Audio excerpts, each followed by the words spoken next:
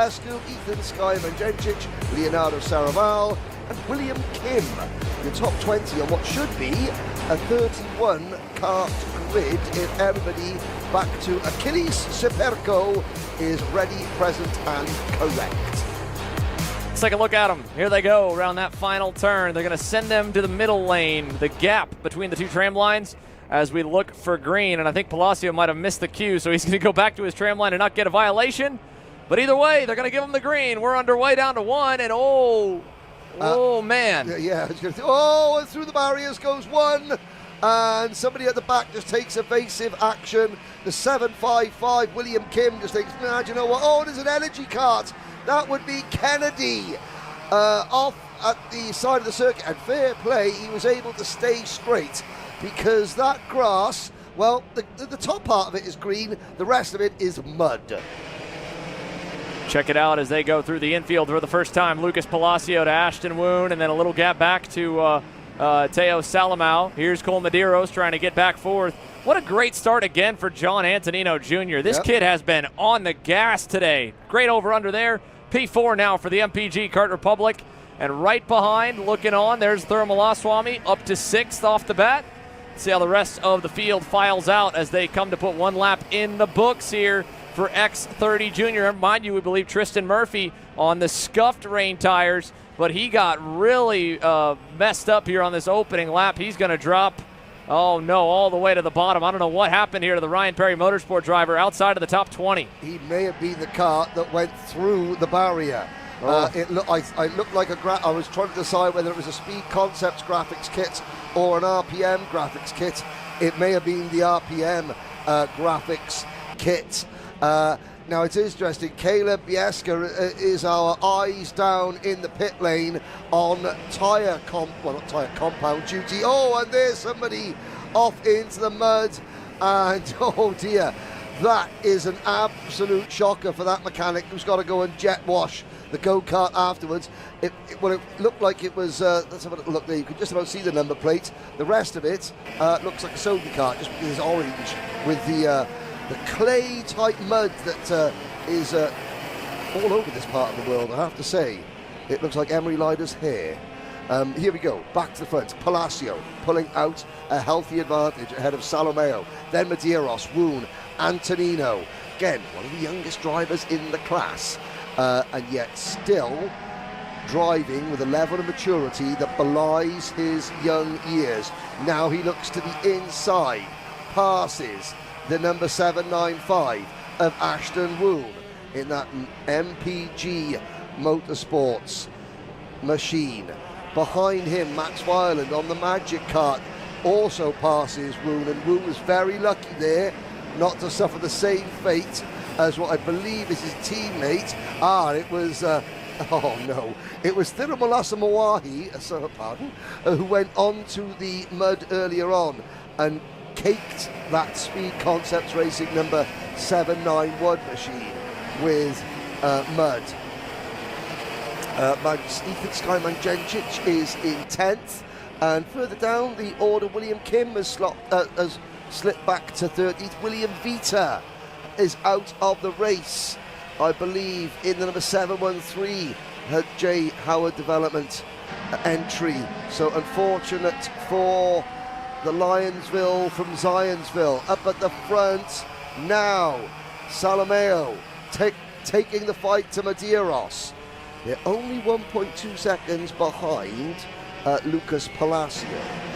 It's hard to see, Xander, the difference between used wet tyre lap times and brand new wet tyre lap times. Vanchev, great 3-wide move, well, that's significant. Vanchev threw it up the inside, stamped on the anchors, and got the kart stopped on the apex. That means that there is more traction as well now. So Vanchev, the times coming down, 101s, 102s. theosalomao, a 103. Now we're still some way off, obviously, dry weather lap times, but times are improving. Just a bit. We're still, like you said, a good ways off of them. Again, the lap times they'll run in the dry will be down in the high 40s. So, mark it at the 1 minute ones, 1 minute twos. You'll see the crossover where slicks really become a question right around the mid 50s. Okay. And again, that's going to happen very fast, right? You're looking at the laps just continue to pick up. Obviously, as the drivers are figuring out the line, but putting 30 go-karts out in X30 Junior, I mean, this is going to be really fun to watch what the X30 Pros do. I think they're going to have to go still with the wet tires, but I think it's going to look like a dirt track race where you'll see the high side, you'll see the low side work, and a whole lot of slide jobs because already the rooster tails are all but absent now. And there, prime example, low line for Vanchev, high line for Medeiros.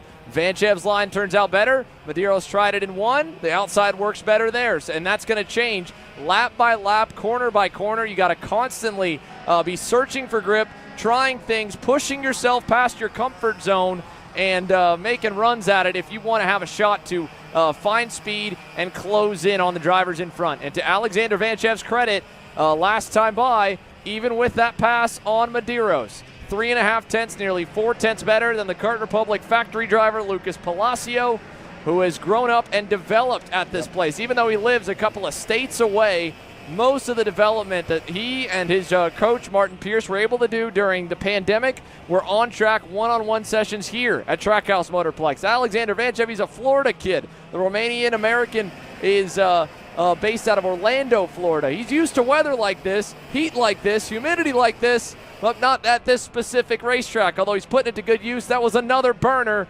nearly a full second better, 8 tenths better, pulling away from this fight for third that is heating up now between Antonino and Cole Medeiros. Yeah, this is, well, obviously you've got this race, then you've got 17 karts set to go out in KA100 Masters before you get to the X30 Pros.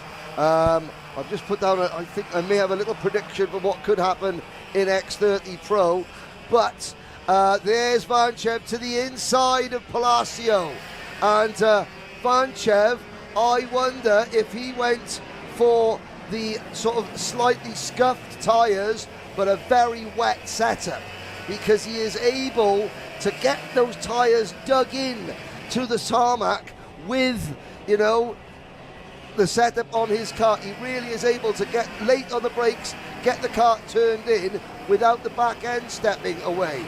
As we look now at the number 736 of Jose Halfon. Well, it has come good for Jose Halfon. He's up into P8 after what's been a shocking day. And at the outside of turn number 1, there is a dry line. It's off the racing line, but the tarmac is dry. That is incredible. Well done to the drainage department here at the Trackhouse Motorplex. Vanchev, can he now pull away? Lap 8. There is the mud-strewn Orsolan performance kart of number 751, theosalomao, who is slipping down the order. So obviously he went for the wrong pressures, he went the wrong setup. I think he may have gone for a drier setup, or but with full wet tyres, and that is not working. A wetter setup on less new wet tyres is the way forward in this race. As you can see, Salomao, he's just not able to get the power down without the back end stepping out, but here we go. They're going to be on a dry line. Palacio also going backwards. I don't know, Henry. I mean, these races are so long. I think we're getting close. Lap times are down to the 1 minute mark. They're not going to get a whole lot better before we go into heat number 2 for X30 Pro. A lot to keep our eyes on here. I think that could be the crossover. I think it's going to be very gutsy and probably a bit premature to go to the slicks for the KA Masters, but those guys, some of the drivers in that class might go, you know what? I don't want to buy wets. We're going to race. I'm going to believe that we're going to race on slicks tomorrow, so I'm just going to keep my slicks on and not have to buy another set of rain tires. So we might see 1 or 2 attempt it. But X30 Pro right now, our projected or estimated crossover period based on the way the lap times are going. Up the hill, final lap, Alexander Vanchev well out in front of this fight. It is Palacio slipping backwards, another one. Medeiros through to third. Yes, of course, the KA Masters, there'll be a question of, do I gamble based on budgetary reasons or self-preservation reasons? Because they do have to think about some of them going to work on Monday morning. But Vanchev storming away, John Antonino, Cole Medeiros second and third, Palacio, the setup has gone away on that kart. Wyland, P5, Wound 6, Halford up to 7th, Salomao, like Palacio, went the wrong way on setup. Great at the start, struggling towards the end. Now what is significant is that they've all got teammates, well, Palacio with Kart Republic, but certainly, the RPG team for Vanchev, the Orsolin Racing team, they'll be learning and figuring out, okay, we went the wrong way here, this is how we need to adapt our setup or our pressures for the next race or two. Vanchev takes the victory. And Antonino second, third.